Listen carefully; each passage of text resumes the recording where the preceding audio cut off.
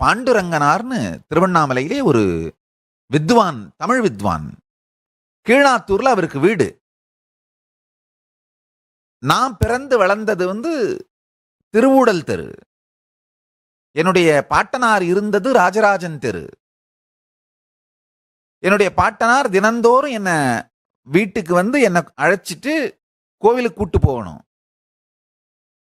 சைவ சித்தாந்தம் பாடம் படிக்கிறதுக்காக, சைவ சித்தாந்தத்தை, சுத்தாத்வைதத்தை பற்றி தெரிந்து கொள்வதற்காக எனக்கு வகுப்பு. என்னுடைய பாட்டனார் தினந்தோறும் என்னை அழைத்து கொண்டு கோவிலுக்கு வருவார்.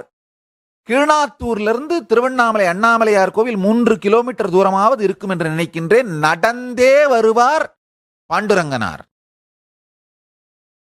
சில நேரங்களில் என்னுடைய மாமாவோ அல்லது யாராவது உறவினர்கள் 2 வீலர்ல போய் கூட்டு வருவாங்க. ஆனா பல நேரங்களில் எதுவும் வசதி இருக்காது, நடந்தே வருவார். அவருடைய காலுக்கு செருப்பாகவாவது இருந்து அவருக்கு கடந்திருக்க வேண்டும் என்று நினைக்கின்றேன். தினந்தோறும் நடந்து வருவார். இன்று நீங்கள் எல்லாம் ஆதி சைவத்தை, சுத்தாத்வைத சைவத்தை என்னுடைய நாக்கில் இருந்து கேட்கின்றீர்களானால் அது என் நாக்கின் புரள்தலின் வலி அல்ல, அந்த வேலை அல்ல. அவர் கால் தேய செருப்பில்லாமல் கீழாத்தூரிலிருந்து அண்ணாமலையார் ஆலயம் வரை தினந்தோறும் நடந்து வகுப்பெடுப்பார். அதிக பேர்லாம் வரமாட்டாங்க. தவறாமல் வருவது அப்படின்னா நானும் என்னுடைய தாத்தாவும் மட்டும்தான், என்னுடைய பாட்டனார் மட்டும்தான். அதுவும் எனக்காகத்தான் கூட்டு வருவாரு. என்னை கட்டாயப்படுத்தி அழைத்து வருவார். இந்த உண்மையையும் சொல்லிவிடுகின்றேன். எல்லா நாட்களும் நான் விரும்பி ஒன்னும் போயிரல, நான் கட்டாயப்படுத்தப்பட்டேன். அதற்காக நன்றி கடன் செலுத்துகிறேன். என் பாட்டனாருக்கு நன்றி.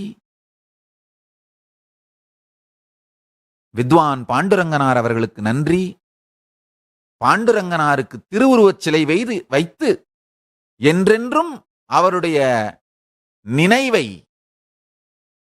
போற்றி அவர் பாதங்களை வழிபடுவதுதான் அவர்களுக்கு நான் செய்கின்ற நன்றி கடனாக இருக்க முடியும்.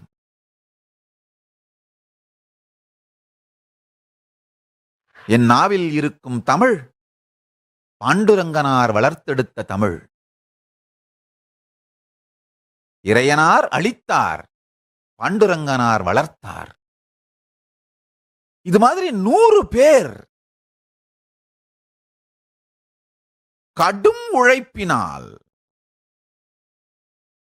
ஒரு நாள் 3 கிலோமீட்டர் நடந்து 3 கிலோமீட்டர் நடந்து போறது வேணும்னா சாதாரணமா இருக்கலாம். ஒரு நாள் அல்ல, தினந்தோறும் மழை அடித்தாலும், வெயிலாக இருந்தாலும், மழை பெய்தாலும், என்னவா இருந்தாலும், என்ன தியாகம்! அவர் ஒரு பெரிய வித்வான், நிறைய புத்தகங்கள் எழுதியிருக்கார். நீண்ட நாட்கள் சிவபெருமானுக்கு சேவை செய்து அண்ணாமலையான் திருவடியிலேயே கரைந்தார். அருணாச்சல புராணத்தை தமிழிலே செய்திருக்கின்றார். பல்வேறு நூல்கள் செய்திருக்கின்றார். 100கணக்கான நூல்கள் செய்திருக்கின்றார். பாடுவதற்கும் சந்தம், பண், மரபு, இலக்கண இலக்கியங்கள் இவைகளெல்லாம் மாறாமல், தவறாமல், பொய்க்காமல்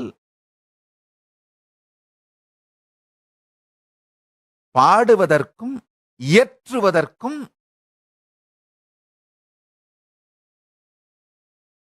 எனக்கு அறிவித்து அருள் செய்த குருநாதன்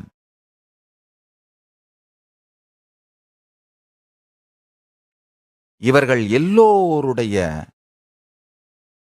கூட்டு முயற்சியின், கடும் உழைப்பின் வெளிப்பாடுதான் என்னுடைய வாழ்க்கை. அதனுடைய வெற்றி வெளிப்பாடுதான் என்னுடைய வாழ்க்கை.